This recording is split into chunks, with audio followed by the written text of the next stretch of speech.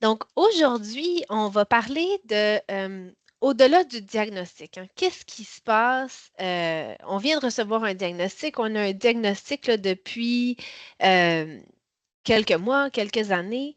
Mais donc, qu'est-ce qu'on fait au-delà du diagnostic? Comment on se prépare là, à accompagner la personne qui a un trouble neurocognitif, une maladie d'Alzheimer? Je me présente, hein, Maude Villeneuve-Legros. Je suis superviseur clinique à la Société Alzheimer-Outaouais et je suis à l'embauche de cette belle équipe de la Société Alzheimer depuis 2016.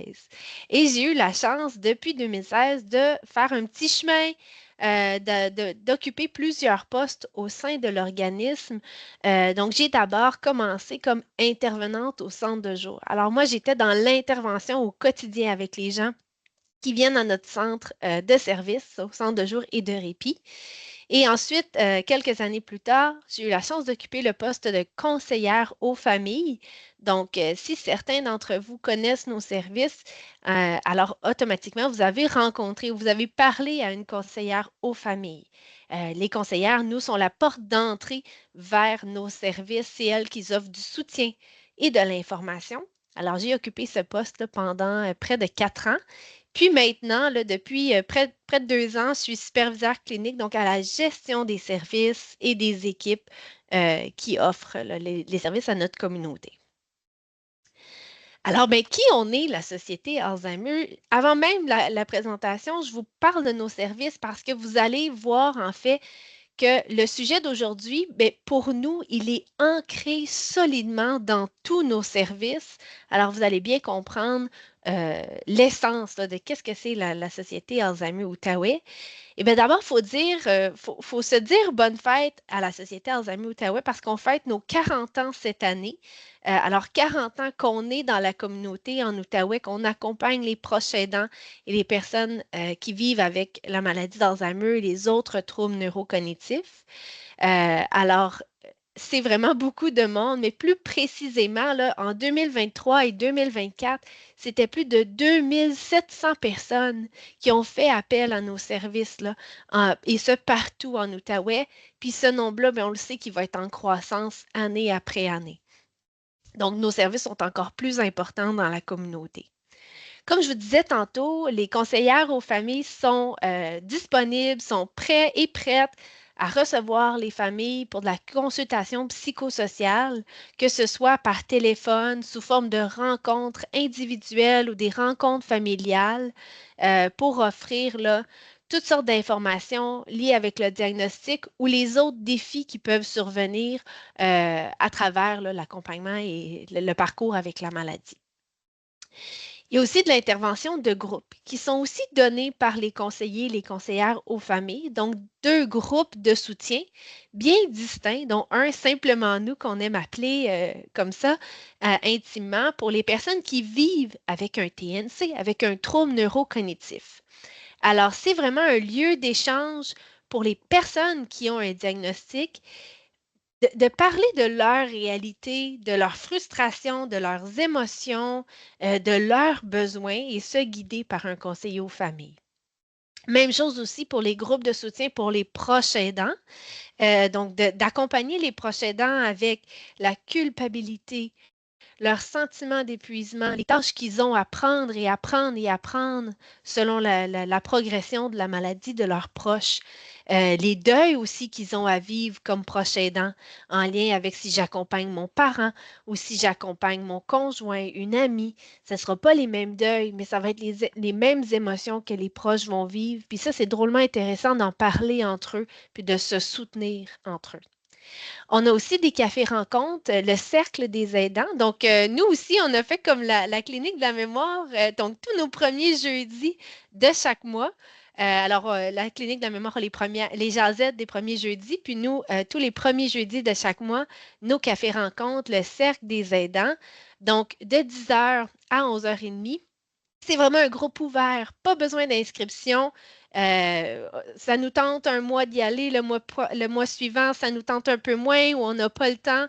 Il n'y a vraiment pas d'obligation de s'y inscrire. C'est vraiment une porte ouverte à tous les proches aidants. Puis c'est un lieu pour tisser des liens, avec d'autres proches aidants qui vivent la même chose que nous, venir poser notre question à un conseiller aux familles si on n'est pas trop sûr d'appeler, puis on veut donc pas déranger parfois. Mais sinon, c'est aussi la première porte vers nos services, entrer dans nos locaux. On a aussi des services de répit, donc sous deux formes, le répit stimulation à domicile et nos centres de jour, l'Oasis. Donc, sous nos deux points de service, on a un centre à Gatineau, puis un centre à notre point de service de Elmer. Alors, 5 jours semaine, même à Gatineau, 6 jours semaine parce qu'on est ouvert les samedis, on reçoit les gens pour faire toutes sortes d'activités de stimulation. Tout ça sous forme d'activités sociales. On est en groupe, on est avec du monde qui vivent la même réalité que nous. Si j'ai un diagnostic, j'ai des troubles de langage, j'ai de la difficulté à chercher mes mots, bien, peut-être que l'autre personne à côté de la table, à côté de moi à la table, va avoir aussi d'autres défis, puis on va être capable de se comprendre ou même de se compléter dans nos incapacités, nos capacités. Alors, c'est la force du groupe. Et nos répits stimulation à domicile, alors ce sont des accompagnateurs, des employés qui vont chez les gens pour offrir des activités de stimulation, au même titre que les activités offertes en centre de jour, mais sous format individuel, donc un pour un. Alors le contact, le lien de confiance est beaucoup plus étroit versus le centre de jour. Et on a aussi des services de formation. Donc, pour les personnes proches aidantes, les membres de l'entourage et de la formation pour les professionnels. Donc, professionnels de la santé, professionnels des services sociaux, préposés aux bénéficiaires. Donc, ces deux volets-là, de manière exprimée différemment selon les professionnels ou les proches aidants, parce que les besoins de formation ne sont pas les mêmes, mais on explique qu'est-ce que c'est un trouble neurocognitif, quelles sont les différentes formes, comment on adapte notre communication, on prévoit l'avenir, comment on diminue nos risques de s'épuiser comme proche aidant. Donc, ce sont des sujets qui sont discutés durant les ateliers de formation. Et tout ça pour les professionnels de la santé, je crois en avoir vu quelques-uns dans la liste des participants. Alors, merci d'être là. On a aussi une plateforme de référence en ligne, donc Référence Aidance Québec. On peut directement taper le lien ou scanner. Donc, c'est vraiment pour pouvoir mieux nous référer les gens dès qu'il y a un diagnostic. Alors, nous, à la Société Alzheimer Outaouais, notre objectif et notre mission, c'est vraiment d'accompagner les gens dès le début. Donc, dès qu'on a un diagnostic, nous, c'est de prendre en charge puis de les accompagner tout au long de la progression de leur maladie ou la maladie de leurs proches. Donc, la philosophie des sociétés Alzheimer, donc 4 grands principes, puis je vous les présente parce que vous allez voir, encore une fois, ça va teinter tout le reste de ma conférence, tout le reste de ma présentation, donc d'où ça vient, cette approche-là dont je vais vous parler tantôt. Alors, la Société Alzheimer est membre de la Fédération des sociétés Alzheimer du Québec.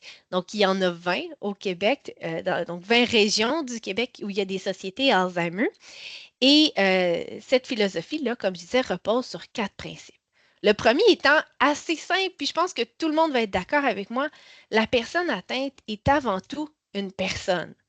Donc, elle est qui elle est et elle n'est pas automatiquement son diagnostic. Et ça, je le précise parce que malheureusement, on entend encore trop souvent cette personne-là, c'est une Alzheimer. Ouh, ça nous fait gricher des dents, lever les poils sur les bras, hein. Non, non, la personne n'est pas Alzheimer. La personne vit avec l'Alzheimer. Ah, la nuance, elle est là, puis elle est importante dans le langage qu'on pose face à la personne.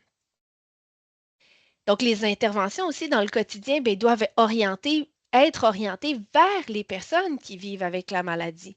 Donc, nous, comme professionnels, comme proches aidants, comme médecins, intervenants, travailleuses sociales, bien, il faut toujours se poser la question, qu'est-ce que la personne veut, qu'est-ce que la personne a besoin, puis comment on va orienter nos actions en ce sens-là. On va considérer aussi les liens qui sont existants, puis on va encourager l'implication de la famille selon leur disponibilité. Et toujours, nous, à la Société Alzheimer, on pose la question principalement aux proches aidants. D'abord, êtes-vous consentant? Êtes-vous partant à être proche aidant? Savez-vous dans quoi vous vous embarquez? hein, parce que la maladie, on le sait qu'elle dure plusieurs années dans la majorité des cas, ou dans les cas où c'est plus court, c'est assez dévastateur. Alors, êtes-vous prêt à ça? Puis on va aussi, nous, assurer un rôle de tisser des liens et s'assurer qu'il y a un filet de sécurité important auprès de la personne atteinte, de son proche aidant principal, mais aussi des autres acteurs dans la famille, puis de les impliquer au mieux de ce qu'ils sont capables d'offrir. Puis au contraire, c'est correct s'ils ne sont pas disposés à offrir leur aide. On va respecter ça aussi. Et donc, d'entrer dans la réalité de la personne atteinte, puis on va laisser de côté nos perceptions et nos références habituelles. Parce que justement, bien, la maladie peut jouer des tours au niveau des perceptions, de la compréhension des consignes de la personne atteinte. Bien, il va falloir nous comprendre ce qu'elle a vu, ce qu'elle a veut nous dire, ce qu'elle a comprend là, de ce qui se passe. Puis, bien, on va mettre nos perceptions à nous de côté.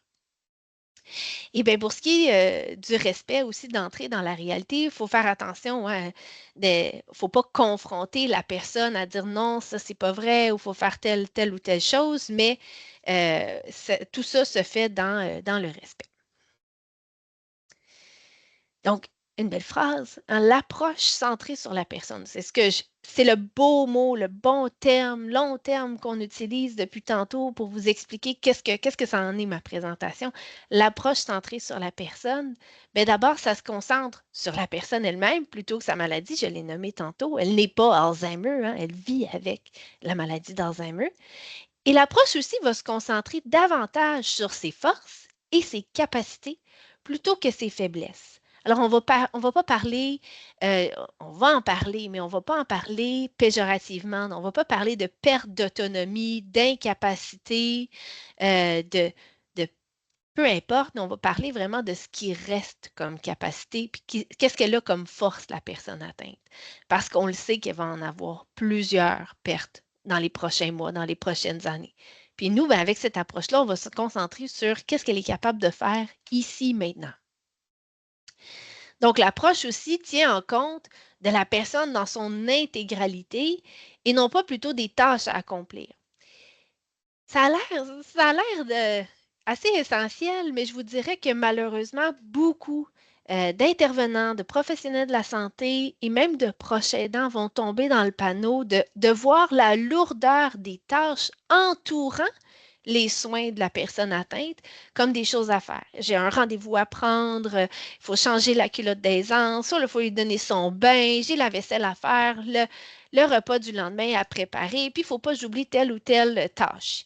Alors, c'est facile de voir ça comme justement des tâches à accomplir, mais il faut voir la personne dans son intégralité et se rappeler ce que je disais, la présentation, la diapositive plutôt, de ce qu'elle est encore capable de faire dans ces tâches-là, à l'accompagner. Donc, qu'est-ce que c'est l'approche centrée sur la personne? En deux petites phrases, si je peux vous résumer ça, ben, c'est de se rappeler que la personne, c'est une personne à part entière et c'est un être de relation. Donc, c'est important de se rappeler que même dans les derniers stades de la maladie, la personne atteinte d'Alzheimer, elle va toujours ressentir différentes émotions, passant par la joie, l'amour, la crainte et la tristesse. Et ça, ces émotions-là vont pas s'en aller avec la maladie. Donc, de là, l'importance d'appliquer dans notre manière d'accompagner, je ne dirais pas intervenir parce que la plupart des gens qui m'écoutaient aujourd'hui, vous n'êtes pas nécessairement des intervenants, mais comment je vais accompagner la personne dans sa maladie, puis dans qui elle est concrètement. Alors, en conséquence, ben, elle a un passé riche en expériences. Donc, elle a vécu, puis elle vit toujours plusieurs expériences. Elle continue de vivre son histoire. Puis son histoire, ben, va la suivre toute sa vie. Ça fait partie intégrante de qui elle est. Elle a aussi une histoire personnelle et une personnalité propre à elle. Donc, sa personnalité, justement, s'est définie à travers toutes ses expériences de vie, puis sa vie en général. Fait que donc, il est essentiel de connaître l'histoire de vie de la personne atteinte de la maladie pour intervenir ou pour l'accompagner le plus efficacement possible et de le faire avec elle. Donc, la personne, mais elle désire garder son autonomie et une maîtrise sur sa vie, excusez-moi. Et ces besoins-là demeurent tout au long de la maladie. C'est important de les reconnaître et leur laisser la place. Les prendre en considération, ces besoins-là vont être une grande marque de respect puis un respect de sa dignité. Donc, d'ailleurs, des concepts de base de l'approche centrée sur la personne, mais la dignité et le respect, on l'a dit tantôt, les personnes sont avant tout des personnes. Ils ne sont pas leur maladie, ils ne sont pas Alzheimer, ils ne sont pas déments. Alors, ben, nous, intervenants, les proches aidants, les professionnels de la santé, on doit les écouter, puis on doit respecter leurs opinions et leurs choix. Alors ça, c'est vraiment, quand on parle de dignité, c'est de respecter leur intégrité. L'échange d'informations va se faire de prime abord et de manière la plus primordiale de par la personne elle-même. Si la personne qui vit avec la maladie est capable de nous donner ces informations, bien, on va l'encourager le plus possible à parler d'elle, à se raconter. Puis on va parler des bienfaits tantôt, de se raconter. Donc, les échanges avec elle, puis je vous rappelle de la mettre au cœur de nos interventions, vont être le plus important. C'est à elle que ça va être bénéfique. Et au-delà de ça, ben, l'échange d'informations, ça va être d'une part les proches aidants, d'être un peu les voix et le faire valoir de la personne si elle n'est plus en mesure de nous donner ces informations-là. Alors, nous, par exemple, à la Société Alzheimer, dès qu'il y a une ouverture de dossier pour des services pour la personne atteinte, bien, le conseiller aux familles rencontre la famille, le proche aidant, et on va vraiment se positionner physiquement avec une ouverture face à la personne atteinte. Et c'est à elle qu'on va lui poser les questions. C'est son histoire de vie qu'on veut connaître. On veut qu'elle nous parle d'elle. Si elle n'est pas en mesure de le faire, on va avoir quand même cette attitude-là. Puis, de côté, un petit peu comme ça, là, on va regarder le prochain aidant pour lui demander de nous donner ces informations-là. Parce qu'on ne veut pas confronter la personne non plus si elle n'est pas en mesure de nous donner ces informations-là. Pour les professionnels de la santé, de leur côté, ça va être de s'assurer qu'ils ne se positionnent pas en experts, qu'ils vont prendre vraiment l'information venant de l'entourage, des membres de la famille, de la personne elle-même, pour s'assurer qu'il y a un plan de soins qui est personnalisé, un plan de service qui est personnalisé. Mais la participation, on l'a dit, l'approche centrée sur la personne, c'est un beau grand cercle avec plein de ressources, avec plein de services, avec plein de gens, puis on veut que la personne soit au centre de l'action. Donc, on veut qu'elle participe. On veut justement qu'elle décide ou qu'au moins elle soit concertée pour certaines décisions qui la concernent. Que ce soit pour des soins, pour un hébergement, un changement de milieu de vie, même si elle n'est plus en mesure là, de comprendre là, toute l'ampleur d'un déménagement, mais elle peut quand même aller visiter des hébergements, des nouveaux milieux de vie, puis qu'elle décide aussi où elle a l'impression qu'elle se sent le mieux. Donc, c'est comme ça qu'on va faire participer la personne. Et de collaboration, donc, excusez-moi, de collaboration. Donc, on veut justement que tous les acteurs qui gravitent autour de la personne bien, collaborent ensemble. On veut qu'ils se parlent, on veut qu'ils se donnent l'information, qu'ils se supportent pour que ce petit écosystème-là autour de la personne bien, soit solide et soit bien soutenu. Ce qui m'amène à vous parler de l'histoire de vie. Qu'est-ce que c'est l'histoire de vie? Mais c'est le récit de vie. Quand on parlait d'expérience, des choses que la personne a vécues dans sa vie, ben c'est ce qu'on utilise, nous, comme terme, l'histoire de vie. Et à la Société Alzheimer, il y a deux choses qui nous caractérisent. C'est l'approche centrée sur la personne dont je viens de vous parler et l'utilisation du récit de vie, de l'histoire de vie.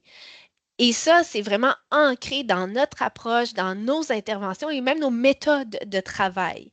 Alors, c'est vraiment important. Nous, comme je vous disais, les conseillers aux familles vont aller recueillir l'information, l'histoire de vie de la personne qu'on va concilier dans un dossier et que chaque intervenant, que ce soit les accompagnateurs au répit à domicile, les intervenants au centre de jour, le conseiller aux familles, va pouvoir consulter pour bien conseiller, pour bien accompagner la personne et ses proches aidants selon leur expérience, selon leur motivation et leurs croyances personnelles. Alors, c'est vraiment important. Et ça joue justement un rôle crucial parce qu'on va être bienveillant. On va vouloir le bien-être de la personne. On se soucie d'elle et de ce qu'elle a vécu, de ce qu'elle a encore à vivre. Et à mesure que la maladie progresse, bien, ça va devenir peut-être de plus en plus difficile de gérer les changements de capacité, les pertes d'autonomie de la personne. Donc, c'est important de consigner ces informations-là importantes de la vie de la personne quelque part. Alors, la question toute simple qu'on se pose, puis que j'ai envie de vous poser pour vous faire réfléchir, qu'est-ce qui fait de vous la personne que vous êtes? Et ça, cette question-là, ben, tout le monde devrait être en mesure d'y répondre. Peu importe les troubles de langage, les défis de communication, le niveau de progression de la maladie, hein, qu'est-ce qui fait de nous la personne qu'on est? Et cette phrase-là va guider la manière qu'on va aller recueillir l'information, l'histoire de vie de la personne. Et je disais consolider, consigner les informations, ça peut être, oui, de les écrire quelque part, d'en faire un recueil biographique, de concilier ça dans un dossier là, professionnel comme nous, on le fait. Mais à la base, là, c'est simplement de la belle curiosité. D'être curieux, d'être ouvert à l'autre, puis de poser des questions qui vont justement montrer cet intérêt-là, cette ouverture-là qu'on a envers la personne, qu'elle a envie de se raconter à nous, puis qu'on soit curieux d'entendre ce qu'elle a à nous dire. Alors, l'histoire de vie, ben, c'est d'abord plusieurs informations hein, qu'on va aller consolider ou qu'on va aller noter quelque part ou qu'on va du moins poser la question à la personne.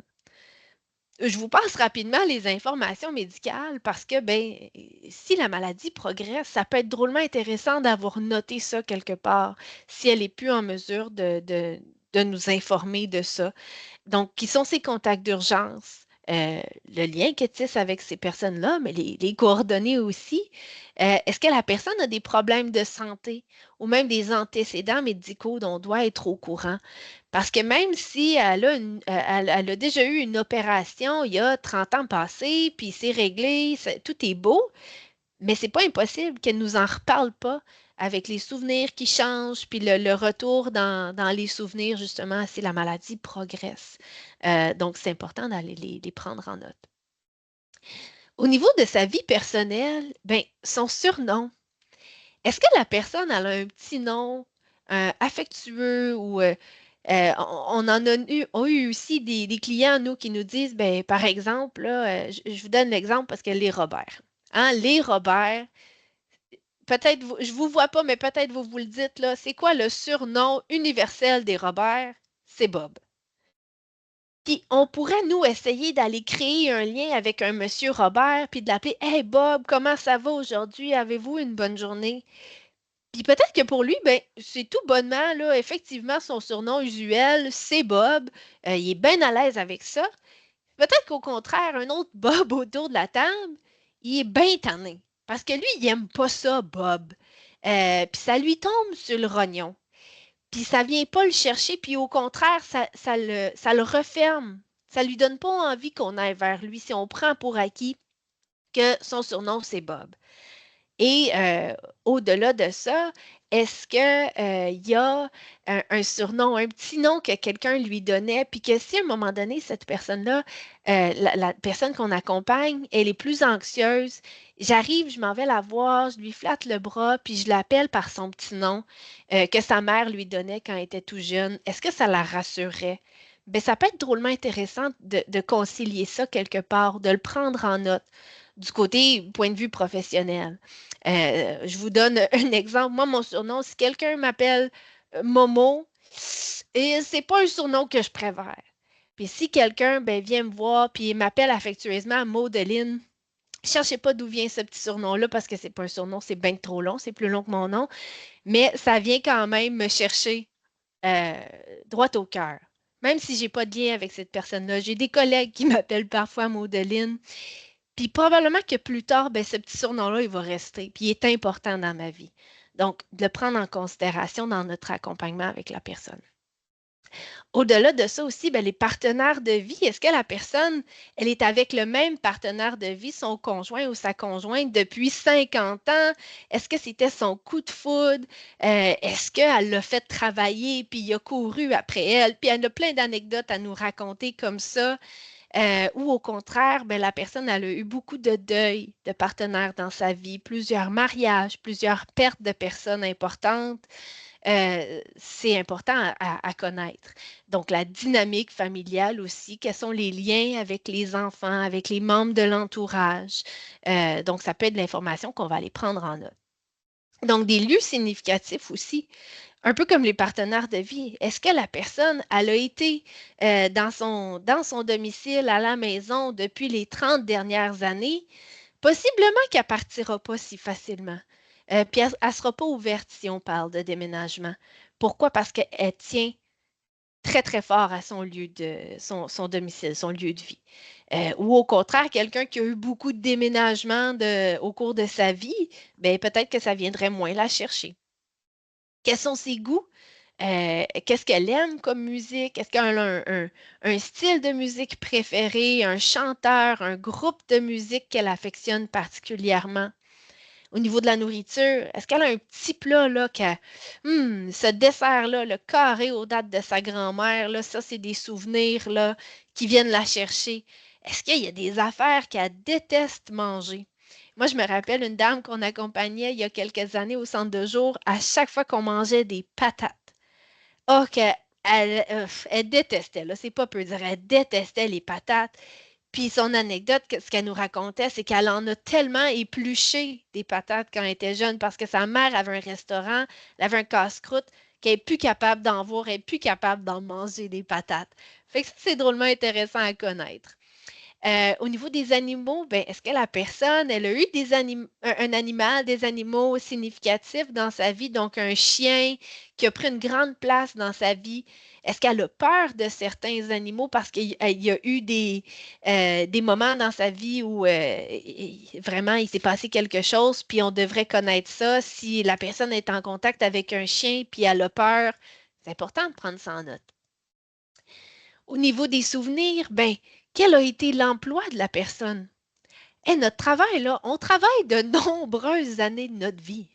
À la retraite, à 65 ans, là, puis on travaille depuis nos 15 ans. On en a fait des années de travail à 30, 40 heures semaine. Fait que notre emploi prend une grande part dans notre vie. C'est prenant notre travail. Est-ce qu'on a aimé notre travail? Est-ce que notre travail a été important, difficile pour nous? Fait que c'est des bonnes informations à connaître, ce qui va nous permettre d'entrer en relation avec la personne. Et peut-être même plus tard, je vous dirais, qui va expliquer certains comportements de la personne, vous allez voir. Est-ce que la personne a vécu des événements importants au courant de sa vie, que ce soit des événements positifs comme la naissance de son premier petit enfant, la naissance de ses enfants, ou des événements plus difficiles comme des graves accidents, un décès subi, la perte de plusieurs êtres chers. Donc, ça va être des choses qui sont importantes à connaître pour la personne. Au niveau des voyages, est-ce que la personne a beaucoup voyagé? Ce sont pour moi des éléments tellement faciles d'entrer en contact avec la personne. On planifie un voyage. Ah, moi, j'aimerais ça, là, je rêve un jour là, d'aller en Europe. Êtes-vous déjà allé? Ah oui, moi j'ai visité tel ou tel pays. Ben, parlez-moi-en. Et c'est facile, c'est rapide. On vient d'entrer en contact, puis on a fait travailler la personne, on l'a stimulée, on est allé chercher des souvenirs, des images de ses voyages, puis qu'elle nous en parle. Comme elle est capable de nous en parler, c'est merveilleux. Et au niveau des habitudes de vie, ben, quel est excusez-moi le terme, mais ses patterns, quelle sont sa routine au niveau sommeil? Est-ce que c'est quelqu'un qui a besoin de son nombre d'heures données dans une nuit ou au contraire, elle a toujours eu des patterns de sommeil un peu disparates, beaucoup de réveils dans la nuit, elle n'a pas besoin de dormir beaucoup, c'est une lève tôt, une couche tard ou peu importe, vous me voyez. Donc, les routines, hein, quelles ont été les routines au courant de sa vie, ça ne changera pas tant que ça avec la maladie. Et au niveau de la consommation, ben, est-ce que la personne, elle apprécie un petit verre de vin, une sorte de bière, un petit verre de fort? Est-ce qu'elle consomme de manière régulière? Ça ne sera pas différent peut-être avec l'avancement de la maladie. C'est pas vrai que les personnes âgées consomment pas. On pourrait même parler de cannabis maintenant vu que c'est légal, mais donc ça, c'est de l'information qui sont importantes à connaître, sans nécessairement que ça en soit des problèmes de consommation. Puis si c'en est un problème de consommation, ben, ça serait drôlement intéressant de le savoir parce que si la personne a combattu un problème d'alcool pendant de nombreuses années au cours de sa vie, on ne va pas lui offrir une petite bière ou on ne va pas lui offrir un petit verre de vin, vous me voyez? Et au niveau des petits plaisirs, ben, est-ce que la personne elle a un bonbon, un chocolat préféré? Qu'est-ce qu'elle faisait ou qu'est-ce qu'elle fait pour se gâter, pour se faire des petits plaisirs à elle-même? Donc, ça aussi, c'est intéressant à connaître. Donc, nous, à la Société Alzheimer, on a un beau feuillet. Je vous mets le lien. Je ne sais pas, je ne pense pas que c'est cliquable de vos ordis, mais si vous allez sur le site de Alzheimer Canada et vous tapez à propos de moi, vous allez être capable de le trouver facilement. Sinon, si vous téléphonez à la Société Alzheimer, on en a des copies papier qu'on peut vous préparer puis vous offrir. Un beau recueil de peut-être une douzaine, quinzaine de pages, si je ne me trompe pas. Et nous, dans notre ouverture de dossier, quand on reçoit les nouveaux clients, on s'est basé sur ce livret-là. Mais comme vous voyez, hein, le livret appartient à une personne vivant avec un trouble neurocognitif. Alors, il est vraiment écrit et monté pour que ce soit vraiment la personne avec sa maladie qui puisse écrire dedans, puis noter tous les aspects qu'on a mentionnés plus tôt, comme ses routines, ses habitudes, ses souvenirs, ses intérêts, ses besoins. Alors, il est vraiment bien fait. Et justement, ben, le trouble neurocognitif, il ne va pas vous changer, il ne va pas changer qui vous êtes. Mais donc, ça va souligner les aspects positifs, vos forces, et non pas ce que vous n'arrivez plus à faire. Il existe aussi plein d'autres outils. Si vous êtes juste un petit peu curieux, facilement trouvable là, sur Internet ou même dans les librairies. Donc, que ce soit des petits cartons, là, questions à poser qui vont guider nos discussions, nos conversations. Il existe aussi des livres de recueils biographiques. Excusez-moi, je me trompe toujours avec bibliographique. Des livres biographiques ou autres. Donc, des beaux livres où on peut justement raconter l'histoire là, de notre vie. On répond à des petites questions. Puis c'est vraiment thérapeutique d'écrire ces souvenirs-là.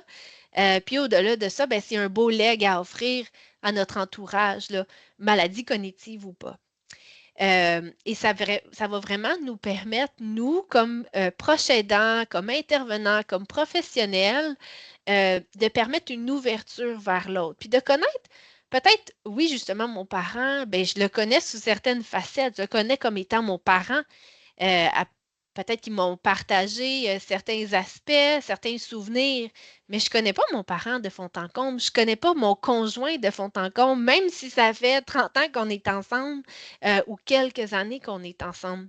Donc, des fois, c'est intéressant, c'est un petit exercice, même une activité à faire ensemble qui nous permet de un peu plus apprendre à connaître la personne. Dans les résidences, donc CHSLD, résidences pour aînés, il existe aussi cet outil-là, mais en version abrégée. Et pour avoir aussi travaillé dans un CHSLD dans le passé, je sais que c'est un outil qui est utilisé, qui s'utilise très bien et qui est très important pour les membres du personnel quand ils reçoivent une nouvelle personne dans le milieu de vie, dans le centre d'hébergement, pour apprendre à connaître la personne. Donc, il y a un grand roulement au niveau du personnel. Il faut apprendre rapidement à connaître la personne. Donc, qu'est-ce qu'elle aime pas, c'est quoi sa routine, c'est quoi ses besoins à cette personne-là, mais aux 50, aux 100 autres résidents aussi qu'on accompagne. Donc, souvent, ils utilisent une page, là, une page 8 par 10 ou peut-être même un petit peu plus gros, mais un résumé rapide de l'histoire de vie de la personne qu'on appose à la porte, qu'on appose près du lit de la personne, qui va nous permettre, comme membres du personnel, comme préposés aux bénéficiaires ou infirmières, d'apprendre à connaître la personne puis à faire des petits starters de conversation.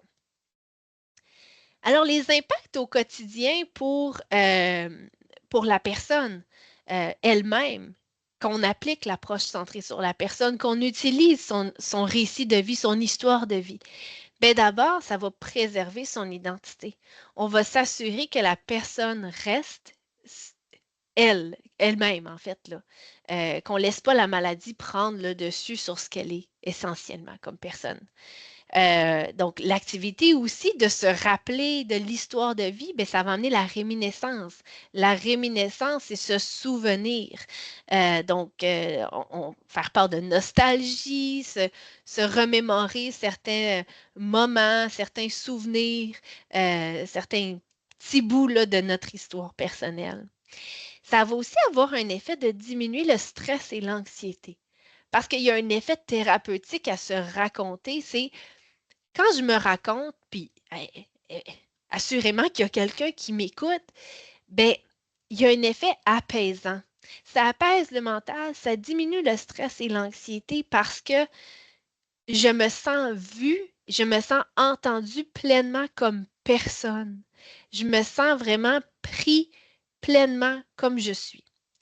Faut faire attention, puis il y a une petite astérix, c'est pas pour rien. Il faut vraiment faire attention comme proche aidant, comme membre de la famille professionnelle, de ne pas tomber dans le piège, d'arriver avec vraiment notre formulaire, là, puis poser vraiment des questions en rafale, des petites questions quiz, là. Tu sais, trop de curiosité, c'est bon, là, mais c'est comme pas assez non plus. Donc, faire attention. Et on va aller utiliser des parcelles de l'histoire de vie de la personne, que ce soit pour réminiscence, stimulation des souvenirs, mais on ne va jamais, jamais aller tester les capacités cognitives de la personne ou aller remettre en cause certains souvenirs qu'elle nous raconte. Même si on était présent à un voyage en Floride, on a fait tout ça en famille, on était à la Walt Disney, puis là, hop, la personne nous raconte que non, non, non, c'était pas en Floride qu'on était à la Walt Disney, c'était en Alberta. Ah, ça fait pas de sens, pas du tout. Mais on va pas remettre en cause. Ah oui, hein, t'es allé en Floride, en Alberta. Ah, je savais pas qu'il y avait un. T'es allé à Walt Disney en Alberta, je savais pas qu'il y avait un Walt Disney là. Ah, intéressant. On va pas aller tester, on va pas aller remettre en cause. Puis un peu ce que je disais tantôt, on va rentrer dans la réalité de la personne, même si c'est un peu loufoque, même si ça se peut pas. Faut sortir de nos habitudes puis de notre besoin de contrôler. On n'est pas là du tout. Et le fait de se raconter, puis qu'on utilise l'approche centrée sur la personne, l'utilisation de son histoire de vie, bien, ça va renforcer son estime de soi. Pourquoi? Parce qu'on parle de elle. On parle de elle en bien et avec ses capacités du moment. Le fait de se raconter aussi, mais ça va, comme je disais tantôt, laisser une trace. Ça va transmettre son héritage. Je ne dis pas ça va se transmettre là, de génération en génération, mais au moins elle a l'impression que elle parle de elle, puis que ces informations-là vont vivre après et au-delà surtout de sa maladie. Et le dernier, qui est l'autodétermination, je l'aime bien en anglais. Empowerment. Il est comme plus fort en anglais. Mais question d'être au Québec puis parler en français, on va le traduire.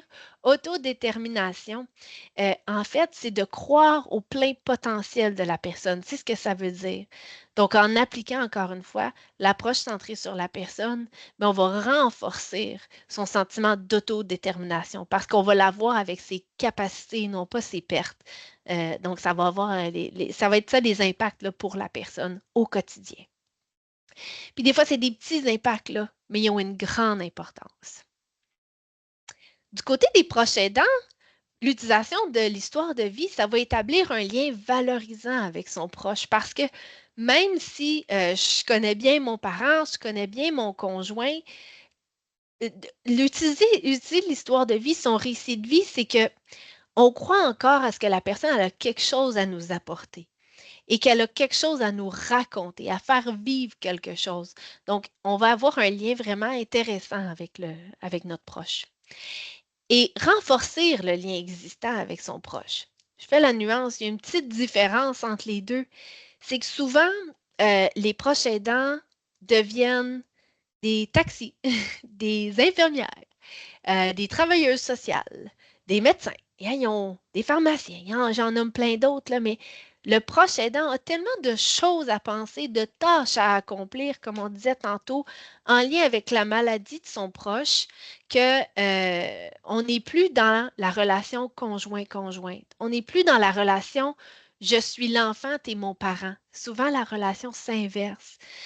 Donc, et c'est là, surtout dans le cas de la relation parent-enfant, proche aidant, personne atteinte, c'est difficile parce que, ben, moi, je suis enfant, puis même si j'ai 30 ans, j'ai encore besoin de ma mère. Et là, c'est moi qui se retrouve à prendre soin d'elle, mais j'ai encore besoin qu'on prenne soin de moi. Alors, vous voyez la dualité qui est un peu difficile à vivre pour les proches aidants.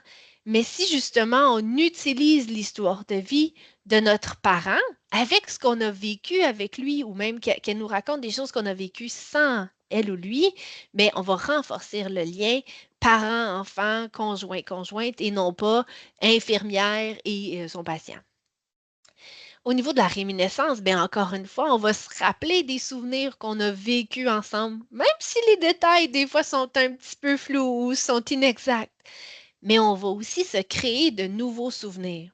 Imaginez la scène, on est assis au salon, moi puis mon père, puis il me raconte là, des souvenirs, des mauvais coups qu'il faisait avec ses chums là, quand il avait 12, 13, 14 ans.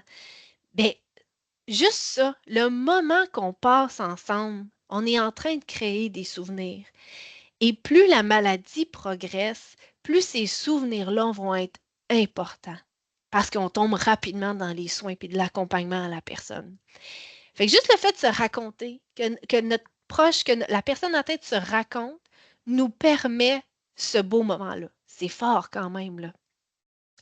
C'est aussi un outil concret, l'histoire de vie, qui aide le proche aidant à se mettre à la place de l'autre en accompagnement. Parce qu'encore, je me rappelle quels sont ses besoins, quels sont ses intérêts à la personne que j'accompagne. Donc, ça m'aide à me positionner à la place de l'autre. Et au-delà de ça, de se mettre à la place de l'autre, on est aussi dans une position qui est égalitaire. Donc, je ne suis pas justement celle qui prend tout en charge, puis qui prend toutes les décisions pour mon proche. On les prend ensemble, ces décisions-là, ou je la concerte dans les décisions. Donc, ça va nous aider à justement être dans une position un petit peu plus égalitaire. Ça va aussi nous aider à respecter ben, le rythme puis les besoins de la personne qu'on accompagne. Les proches aidants, nous, qu'on côtoie ici, et c'est une formation qu'on donne, là, une formation sur l'approche centrée sur la personne, des techniques d'intervention et de communication. Euh, donc, ça s'apprend, mais souvent, on voit les proches aidants qui veulent aller vite, vite, vite, vite, vite, hein. Ils veulent tout faire, puis c'est donc plus facile de faire à la place de l'autre. Mais il faut se rappeler tous les impacts positifs que ça a d'inclure la personne dans ses décisions puis dans les actions qui la touchent. Puis on va y aller vraiment à son rythme. Donc, ça va encore là renforcer le lien qu'on a avec cette personne-là. Et pour le proche aidant, donc diminution du sentiment de culpabilité et diminution du sentiment d'épuisement, bien, en fait, c'est parce que je vous dirais, j'en suis pas une proche aidante, mais ce que je vois dans ma pratique à tous les jours ici, c'est des proches aidants qui se posent mille et une questions, qui ont tellement de choses à penser et qui ont toujours le souci premier de faire la bonne chose pour la personne qu'ils accompagnent. Puis jamais pour eux, hein. D'ailleurs, ça, c'est un autre sujet. Là. On pourrait parler des besoins des proches aidants pendant une autre heure. Mais les proches aidants veulent toujours faire ce qui est le mieux pour la personne atteinte. Et là, si la personne atteinte a des défis de communication, de langage, est plus en mesure de bien reconnaître ses besoins puis de nous les nommer, bien, ça rend la chose plus difficile, puis ça va augmenter la fatigue, la culpabilité du proche aidant.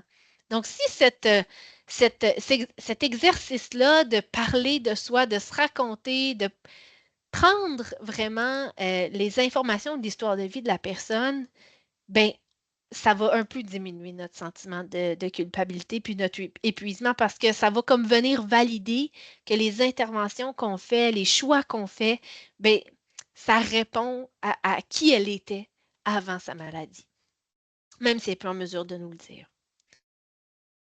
Pour les professionnels de la santé, du domaine social, ben, c'est un moyen de mise en relation avec le patient ou le client, selon votre cas, parce que, ben, on va justement être curieux. On va pas être dans, oui, on va parler des antécédents médicaux si on est un médecin ou une infirmière. On va parler des soins, des peut-être des ennuis de santé qu'il a, mais au-delà de ça, la personne n'est pas sa maladie. La personne n'est pas Alzheimer. La personne n'est pas un diabétique. C'est une personne qui vit avec le diabète, une personne qui vit avec la maladie d'Alzheimer. Alors, on est curieux comme professionnel de la santé. Ça va créer aussi un lien qui est thérapeutique et significatif avec notre patient. Donc, des préposés aux bénéficiaires qui vont prendre le temps de connaître les résidents, les, les patients à l'hôpital, par exemple, ben, ça va créer un lien fort entre eux. Puis les soins, même au-delà de ça, vont être plus faciles. Et on va apprendre à connaître la personne dans sa globalité. Puis on va s'intéresser en premier lieu à sa vie quotidienne, parce qu'on l'a dit tantôt, hein, les petits détails qui font de nous qui on est, nos routines sont tellement importantes. Ils prennent une grande place dans nos vies, beaucoup plus qu'on leur donne le mérite de faire. Donc, on va apprendre à connaître notre patient dans sa globalité. Et pour les professionnels de la santé, je disais tantôt, hein, la liste de tâches ou les ennuis de santé, on va remplacer ça vraiment par une conversation fluide. Puis on va demander à la personne, qu'est-ce qui vous préoccupe? Puis on va partir de ça, au lieu de prendre pour acquis qu'on le sait, quels sont les besoins de la personne. Ça va nous permettre de croire en son potentiel, à ses capacités. Et ça va faciliter même, comme je disais tantôt, la mise en place de soins puis de services. Hein. Nous, on arrive ici, les gens arrivent ici, les conseillers aux familles ne sont pas en train de vendre des services, puis et voilà, je sais que vous avez besoin de répit, alors voici. Mais non, parlez-moi de vous, racontez-moi quel genre de personne vous êtes. Mais si la personne déjà nous dit, ah, moi je suis quelqu'un de plus réservé, oh, les grands groupes, là, ça me rend anxieuse.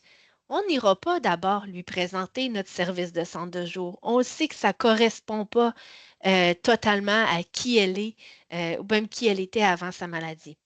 Ça ne veut pas dire que c'est impossible, mais quand même, on va savoir avec quel type de personne on travaille, puis à nous de s'adapter dans notre approche et non pas demander à la personne de s'adapter à nos services. Nous, ici, on fait l'inverse. Je vais prendre une petite pause gorgée d'eau si ça ne vous dérange pas. J'ai envie de vous parler, vous donner un peu plus d'exemples, parce que là, je vous dis ça, puis ça a l'air bien beau, puis bien ben wow, mon affaire là, hein, l'approche centrée sur la personne, puis l'histoire de vie, c'est vraiment facile.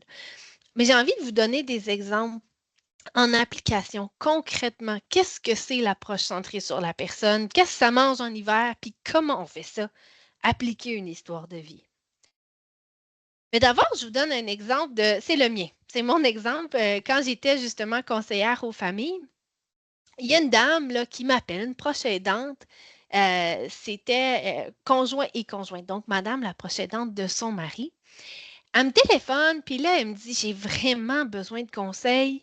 Je ne sais plus quoi faire. Mon mari refuse complètement de manger tout, tout ce que je lui prépare. Puis même, là, j'y ai fait des bons petits plats. Il aime le pâté chinois, il aime le macaroni à la viande. J'ai fait des bons petits plats réconfortants que je sais qu'il aime d'habitude. Puis là, dans la journée, il fait juste grignoter ici et là, mais il ne s'alimente vraiment pas assez. Puis là, la prochaine dente, elle se demandait, là, elle voyait le pire déjà, il faut voir le médecin, il faut revoir de la médication, il va tomber en sous-poids, la panique. Fait que là, moi, je me positionne, puis je me dis, je connais pas cette prochaine dente-là, je connais encore moins le mari. J'ai eu la chance d'échanger avec cette prochaine dente-là, mais j'ai jamais rencontré monsieur, moi. Alors, j'ai pas fait son histoire de vie, je lui ai pas posé les questions, je l'ai pas devant moi, je peux pas savoir. Mais là, je la questionne, puis je lui demande à cette dame-là, c'est quoi le petit plaisir, hein, je le parlais tantôt, c'est quoi le petit plaisir culinaire de votre mari? Qu'est-ce qu'il pourrait manger 3 fois par jour, 6 fois par jour, puis il se tannerait pas? Hein, vous me voyez venir, hein? Bien, sans hésitation, cette procédante-là, elle m'a dit, ah, du fromage. Maude, si tu savais du fromage, là, il en mangerait à tous les jours. Puis l'autre fois, je l'ai même surpris. le nez entre les deux portes du frigidaire en train de manger le bloc de fromage cheddar dans le fridge. Ah, ben là, la prochaine dente, moi, elle m'a allumé. Je suis quelqu'un de créatif dans la vie, mais là, elle m'a allumé. J'ai dit, ben, essayez ça. Qu'est-ce que vous diriez si du fromage, vous en mettiez dans tous ces plats? Allez-y avec des tranches, des cubes, du fromage râpé à même l'assiette. À côté, dessus, allez-y, mais mettez du fromage dans tout. Si vous le savez qui aime le fromage, mettez-en dans tout. Vous me direz, puis le premier réflexe que moi aussi j'aurais, c'est du pâté chinois gratiné, c'est pas la meilleure affaire. Effectivement. Mais l'important, on va se rappeler ici, c'est on respecte l'histoire de vie de monsieur, on respecte ses besoins au-delà de ça, hein? On respecte ses besoins. Puis nous, on le sait que, ben, il a besoin de manger. Hein? Il faut qu'il mange. Puis on va essayer de diminuer les inquiétudes de la prochaine dente le plus possible. Ben, savez-vous quoi? Quelques jours plus tard, la prochaine dente m'a rappelé et elle m'a dit j'avais pas beaucoup d'espoir en tes conseils, Maude, mais ça marche. Il a mangé tous ses repas depuis notre appel. Puis la première, elle n'aurait pas pensé à ça, mais elle se serait arrêtée de dire ben non, on ne peut pas manger du fromage dans tout, des affaires que c'est pas mangeable. Mais comme parce qu'on a juste rajouté une petite partie de quelque chose qu'il aime, on l'a stimulé puis on l'a invité à manger le restant de l'assiette. Alors ça, c'est un exemple là, de se poser la question, quelles sont les habitudes de la personne, quels sont ses intérêts et ses besoins pour répondre justement à un défi qu'on a. Il y a aussi un autre exemple. Donc, pendant un groupe de soutien animé par une conseillère aux familles pour les proches aidants, il y a une participante, là, une proche aidante qui mentionne vraiment elle est épuisée, elle est tannée, écœurée en bon québécois, de s'occuper de toutes les tâches ménagères dans la maison. Puis là, plus tard, ben, pendant la rencontre, pendant le groupe de soutien, elle raconte souvent que son mari, ben, il est dans ses pattes. Tout le temps, quand elle fait la vaisselle, il est dans ses pattes, puis elle est tannée, elle a besoin d'une bulle, elle ne sait plus quoi faire, puis ça la décourage encore plus. Puis là, ça augmente son sentiment d'épuisement. Vous me voyez venir?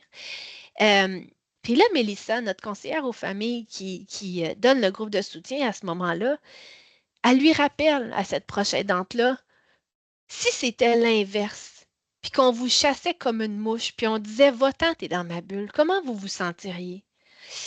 L'estime de soi en prendrait un coup, hein? On se sentirait incapable, on se sentirait qu'on dérange. Puis elle, donc, c'est pas ça qu'elle voulait faire vivre à son mari, mais elle était dans cet engrenage-là des tâches à effectuer. Puis elle voyait pas les besoins humains que son mari avait, d'être avec elle, d'être en contact avec elle. Et là, ben, Mélissa, tout simplement, ce qu'elle a proposé, c'est qu'est-ce qu'il est capable de faire? Mettons là, la vaisselle, il a envie d'être avec vous, vraiment, vous dites, il s'impose avec vous. Comment vous pourriez l'inclure? Qu'est-ce qu'il est capable de faire? C'est là les mots importants. Qu'est-ce qu'il est capable de faire? Ben, dit, ben, avant, il aimait ça, vider le lave-vaisselle, puis c'était sa tâche même, vider le lave-vaisselle, puis ranger tout. C'est juste que là, dernièrement, il commence à éparpiller les affaires, puis pas les ranger aux bonnes places. La première question qu'on s'est posée, c'est est-ce que c'est grave? Hein, une spatule dans l'armoire avec les verres, est-ce que c'est grave? C'est un peu cocasse, mais c'est pas grave.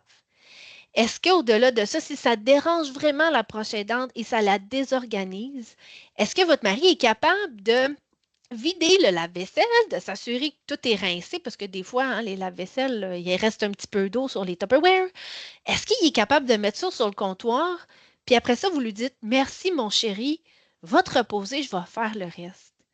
Eh bien, ça, vous voyez comment on renforce le lien. Hein? On est des conjoints, on s'entraide. C'est plus tout sur les épaules de la proche aidante. Puis on se rappelle la belle phrase qui vient de Marie Gendron, qui est une experte dans l'accompagnement humain au niveau de la maladie d'Alzheimer. Si la meilleure façon d'aller vite, c'était d'aller lentement. Je vous laisse sur cette réflexion-là. Un dernier exemple, parce qu'on en parlait tantôt aussi dans les préposées, les intervenantes là, dans les soins au niveau des résidences. Notre formatrice André Michel, elle donne des formations pour les professionnels de la santé, donc infirmières, préposées aux bénéficiaires. Et là, il y avait une préposée qui racontait qu'elle travaille avec une dame âgée qu'on peut dire difficile. La madame, elle ne veut jamais se reposer. Elle s'explique en disant que madame, ben, elle reste jamais assise ben longtemps, elle déambule, là, elle fait de l'errance dans des longueurs de corridor, mais qu'elle s'épuise tellement que là, elle est à risque de chute et de blessure. Fait que là, ça l'inquiète les professionnels là, de l'infirmière préposée dans la résidence. Qu'est-ce qu'on fait avec cette dame-là? On ne veut pas qu'elle se blesse. Elle habite en résidence pour justement, on la protège de ces pertes d'autonomie-là, ces pertes physiques. Donc, qu'est-ce qu'on fait? Et là, André Michel, notre formatrice, elle essaie de comprendre un peu là, ce que les membres du personnel ont déjà mis en place ou ce qu'ils ont tenté comme intervention auprès de la dame. Et comme elle habite en CHSLD, on le sait déjà qu'il y a un formulaire d'histoire de vie qui a été complété. Et là, par après discussion, le formulaire, là, la préposée nous informe que on le sait déjà que cette dame-là a fait carrière comme agente de sécurité. Les agents de sécurité, là, oui, des fois c'est assis, mais c'est toujours aux aguets.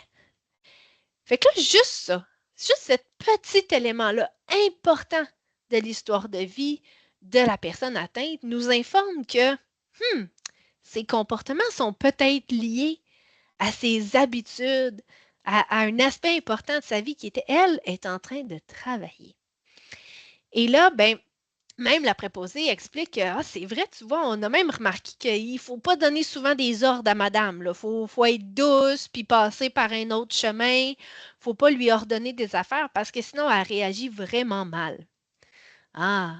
Mais là, André Michel, elle, ce qu'elle a suggéré, c'est essayer de lui faire prendre une pause, puis essayer, nous, comme professionnels, d'adapter notre vocabulaire.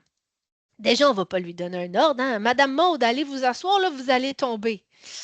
Madame Maud ne sera pas contente, je pense, puis elle ne nous écoutera pas plus. Hein?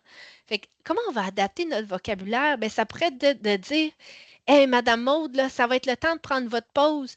Vous pouvez aller vous asseoir, je vais prendre la relève. Ou même de dire Madame Maud, votre corps, là, votre shift de travail, il est fini. Vous allez pouvoir aller vous reposer, puis même ça va être l'heure du souper bientôt. Alors là, on enlève nos perceptions à nous. On met les lunettes de la réalité de la personne, puis on s'adapte comme ça. Alors encore une fois, ben, nous, on s'adapte à la réalité de la personne. Et je vais regarder l'heure, je suis à temps. J'aimerais terminer avec les 10 absolus. Les 10 absolus des proches aidants, mais même les 10 absolus de l'accompagnement envers une personne qui vit avec la maladie. Je vous les énumère, les 10. Je vais laisser même la dernière présentation si vous voulez les prendre en note parce que pour moi, ça résume toute ma conférence et il n'y a pas besoin d'explication. Je vous ai donné plein de théories, plein d'explications dans la dernière heure, mais ça n'a pas besoin d'explication. Juste ces mots-là vont changer, je crois, vos perceptions puis votre manière d'accompagner une personne atteinte, votre proche qui vit avec la maladie. Alors, d'abord, évitez de débattre et plutôt donner raison. Évitez de raisonner et plutôt détourner. On va aller changer de sujet. On va faire diversion. Évitez de sermonner et plutôt rassurer. Évitez de dire, bon, on va se souviens-toi, se souvenir, puis on va raconter à la place. Évitez les je te l'ai dit, et on va plutôt répéter. Évitez les tu ne peux pas, puis on va dire fais ce que tu peux. Évitez d'ordonner, plutôt demander. Et éviter d'abaisser, plutôt encourager, même féliciter. Éviter de forcer et plutôt renforcer. Et le dernier, on va éviter d'interrompre et on va patienter. Alors, je termine sur ces 10 absolus. Donc, excusez-moi, mon Dieu, je bégaye. La diapositive suivante, c'était en fait de vous informer, vous donner nos coordonnées, vous rappeler aussi on a maintenant, depuis 2 ans, 2 points de service. Donc, notre point de service siège social principal qui est à Gatineau sur le boulevard Maloney. Mais on a aussi, là, depuis 2 ans maintenant, notre point de service à Aylmer. Donc, on est situé dans les galeries d'Aylmer. On est beaucoup plus à proximité des gens de la communauté Aylmer. Et donc, dans nos 2 points de service, tous les mêmes services sont disponibles. Donc, centre de jour, groupe de soutien, ateliers de formation et les services de conseiller aux familles. Donc, sous rendez-vous, n'hésitez pas là, à nous téléphoner. Que vous ayez une petite question, besoin de soutien, besoin de conseils, tous nos employés là, sont vraiment là pour vous aider. Pour avoir un diagnostic de la maladie d'Alzheimer, faut-il absolument passer par la clinique de la mémoire ou par le médecin traitant du patient? Ça, c'est une question. Également, est-ce que la SAO a besoin d'un rapport confirmant la maladie pour prendre en charge la personne atteinte? Madame Odette, vous avez plein de bonnes questions. Qu'est-ce qui ou qui détermine le niveau de la maladie, début, moyen ou avancé? Est-ce qu'il y a des suivis fréquents chez le médecin traitant? Donc, plein de bonnes questions. Je ne sais pas si Frédéric, tu veux en répondre aussi ou tu me laisses le go. Donc, d'abord, première question au niveau du diagnostic. Il y a plusieurs avenues pour obtenir un diagnostic, que ce soit, oui, effectivement, par un médecin de famille. C'est probablement la première étape à suivre, c'est d'aller voir son médecin de famille pour essayer là, déjà de parler des symptômes de la maladie, qu'est-ce qu'on observe chez notre proche ou chez nous-mêmes. Alors, c'est la première étape. Puis après ça, le médecin, s'il est outillé à confirmer le diagnostic, il va pouvoir le faire. Sinon, il va vous référer aussi aux besoins à des professionnels de la santé là, compétents pour pouvoir faire le diagnostic. Petite parenthèse, un diagnostic de maladie d'Alzheimer peut être très long, peut être assez ardu parce que le diagnostic va se faire par élimination. Donc, on va y aller vraiment avec des tests physiques, des bilans sanguins, des tests cognitifs. On va essayer d'éliminer plusieurs possibilités avant de confirmer si c'est un trouble neurocognitif, largement, ou si on le précise dans le cas de la maladie d'Alzheimer ou de d'autres types de troubles neurocognitifs. De notre côté, à la Société Alzheimer, on n'a pas besoin de référence du médecin et on n'a pas besoin d'un rapport qui confirme la maladie pour prendre la personne en charge. Donc, nous, dès qu'il y a quelqu'un qui a une inquiétude au niveau de capacité cognitive, on va prendre en charge et on va guider si c'est nécessaire d'aller obtenir un diagnostic. Mais pour nos services de répit, centre de jour, même suivre les ateliers de formation pour les proches aidants, on ne demande pas de rapport médical ni même de diagnostic officiel pour obtenir de nos services. Et qui est-ce qui détermine le niveau de la maladie? Bien, ça, il y a plusieurs façons encore là de préciser. Souvent, ça va être sous forme de tests cognitifs, donc des questions-réponses que le professionnel de la santé va poser à la personne. Et souvent, c'est des résultats, par exemple, un des tests, c'est un résultat sur 30. Et selon le chiffre, là, plus le chiffre est bas, plus on va considérer que la maladie, elle est avancée. Donc, tout le monde, là, en temps normal, serait à 26 sur 30 à peu près. Et s'il y a un déclin cognitif, ben là, le chiffre va descendre, plus le déclin cognitif est important. Nous, ici, on n'est pas fort sur les chiffres. Hein? Domaine social, là, les chiffres, on laisse ça aux mathématiciens et aux comptables. Mais nous, du domaine social, on n'est pas fort sur les chiffres, ni même sur les résultats de tests. Alors, vraiment, ça va être sous forme d'observation où on va dire que la personne est en début de maladie, au stade moyen ou au stade avancé. Mais le médecin pourrait vous confirmer vraiment un chiffre si c'est nécessaire que vous l'ayez. Je précise si c'est nécessaire parce que dans la plupart des cas, si vous lisez légèrement sur un trouble neurocognitif, sur l'évolution des stades, ben, vous allez être capable vous-même d'en venir à vos déductions, là. Idéalement aussi, en fait, suivi fréquent pour assurer une bonne prise en charge. On parle d'un suivi aux 3 à 6 mois avec son médecin de famille. Malheureusement, considérant la situation des médecins de famille au Québec, c'est peu le cas pour plusieurs personnes, mais idéalement, on veut des suivis, au moins un suivi annuel, 6 mois idéalement, pour s'assurer que ben, si le patient prend de la médication, s'il y a des changements à son état de santé ou à son déclin cognitif, ben, que ce soit expliqué par la maladie, puis si c'est par d'autres maladies ou de d'autres facteurs, ben, que ce soit pris en charge euh, à tout titre, là, en fait. Là. Je vais Si je peux retourner en juste haut. Oui, vas-y, renchérir, Frédéric. Maud, sur la question plus par rapport à la clinique mémoire pour ceux qui nous connaissent pas. Je peux l'expliquer brièvement. En fait, nous, on fait deux choses. On fait vraiment du dépistage, évaluation de la mémoire, puis on fait également des essais cliniques, de la recherche pour l'Alzheimer. Donc, c'est sûr, comme tu l'as expliqué, Maud, le diagnostic, c'est un long processus. Par contre, pour la première évaluation, oui, c'est sûr, médecin de famille, c'est toujours une bonne première étape, mais comme il y en a plusieurs qui n'en ont pas, ou des fois les délais sont très longs, nous, notre délai d'attente est d'environ 2 semaines, puis on prend tout le monde. Pas besoin de référence, simplement prendre rendez-vous. Vous pouvez venir vous pouvez venir accompagner aussi.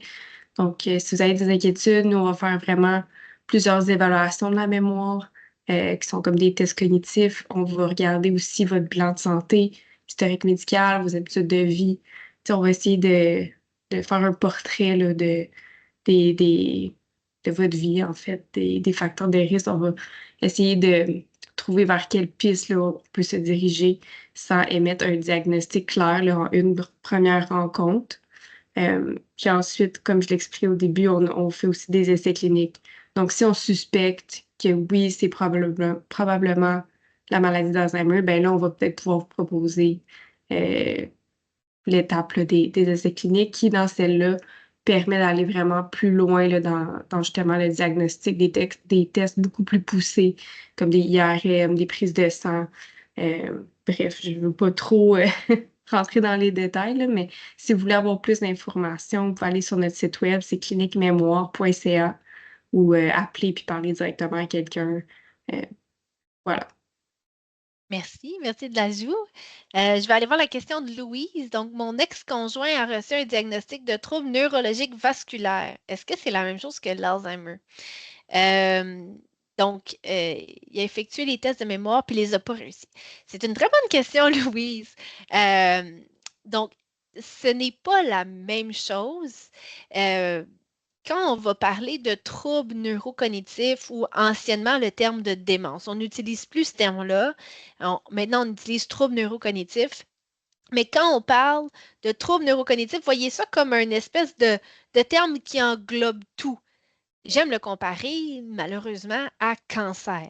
Hein, les troubles neurocognitifs, c'est la même fonction que le terme cancer. Quand quelqu'un va nous parler de son cancer, ben, on va demander, c'est un cancer de la peau ou un cancer des poumons phase 4? Deux types de cancers complètement différents.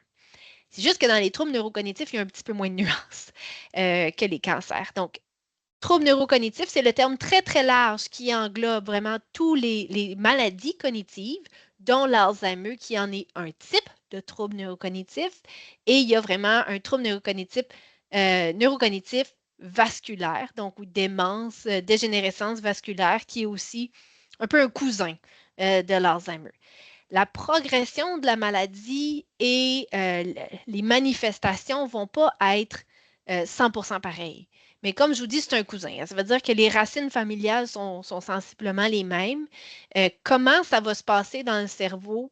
Il y a aussi des nuances. Donc, la maladie d'Alzheimer spécifiquement dans le cerveau versus la maladie vasculaire. Bon, on sait qu'il y a une composante cardiovasculaire, donc dans le sang et dans les neurones. Donc, c'est la différence. Mais voyez ça comme un cousin. Donc, et nous, on parle de société Alzheimer parce que la société Alzheimer ou la société des troubles neurocognitifs Outaouais, ça fait long. Par contre, sachez que nous, on accompagne vraiment tous les gens qui ont un trouble neurocognitif. Donc, tout type de démence confondue, on accompagne les gens, on donne l'information aux besoins, mais on parle d'Alzheimer parce que c'est la forme la plus connue de trouble neurocognitif, mais effectivement, il y en a d'autres. Quand elle fait de la démence, par exemple, elle me dit qu'il y a des micros partout dans sa chambre à la résidence. Oh, d'ailleurs, là, j'arrête votre commentaire, là, j'arrête votre question là. Il faut justement, et c'est pour ça qu'on essaie de s'éloigner de l'utilisation du terme de la démence, parce qu'il y a beaucoup de gens qui vont mélanger démence et délirium, un délire, hein, qui sont deux choses complètement différentes. Démence, on parle vraiment de maladie neurocognitives. Délirium, c'est là où on a des comportements paranoïaques, l'hallucination, de l'anxiété, de l'agitation. Alors, délirium, démence n'est pas du tout la même chose. Donc, dans le cas de Mme Lefebvre, je crois comprendre qu'on parle vraiment plus de délire, de délirium ou de comportement paranoïaque. Donc, qu'est-ce qu'on fait? Hein? J'essaie de la rassurer pour diminuer son anxiété en lui disant que non, mais ça fait l'effet contraire. On augmente l'anxiété. Qu'est-ce que je devrais faire? Est-ce que j'embarque dans son délire? Elle me raconte toujours des histoires impossibles, comme par exemple un préposé qui a abusé d'une madame à côté, puis qu'elle a entendu la police venir chercher le préposé. Bref, elle me raconte toutes sortes de choses dans lesquelles elle fait monter son anxiété. Elle a un trouble neurocognitif sévère frontal. Donc, malheureusement, dans certains types de troubles neurocognitifs, il y a une composante où effectivement, il y a beaucoup plus de comportements hallucinatoires et paranoïaques. Donc, peut-être que dans ce cas-là, c'est le diagnostic que votre mère a. Ça ne change pas, peu importe la maladie ou le type de trouble, comment on va l'accompagner. Et voilà pourquoi je voulais garder les 10 absolus à l'écran, je vais dire au tableau, à l'écran. Effectivement, on n'entre pas dans son scénario. Par contre, on va jamais confirmer qu'elle a raison. Dans son cas, ben non, on ne va pas se mettre à chercher des micros puis essayer de trouver à sortir des micros de sa chambre. On n'est pas là. On ne rentre pas dans son délire. Par contre, quand la personne a des comportements comme ça, il faut toujours, et je dis une troisième fois, toujours, aller valider son émotion. Alors là, si je lui dis, ben non, ça se peut pas, il n'y a pas de micro, j'augmente son anxiété. J'aide pas là, à la gestion de ses émotions. Puis si au contraire, ben, j'embarque avec elle, puis on cherche des micros partout, de un, ça fait pas de sens, puis on le sait que ça va pas la calmer. Au contraire, on va embarquer avec elle dans ce scénario-là et c'est pas ça qu'on veut.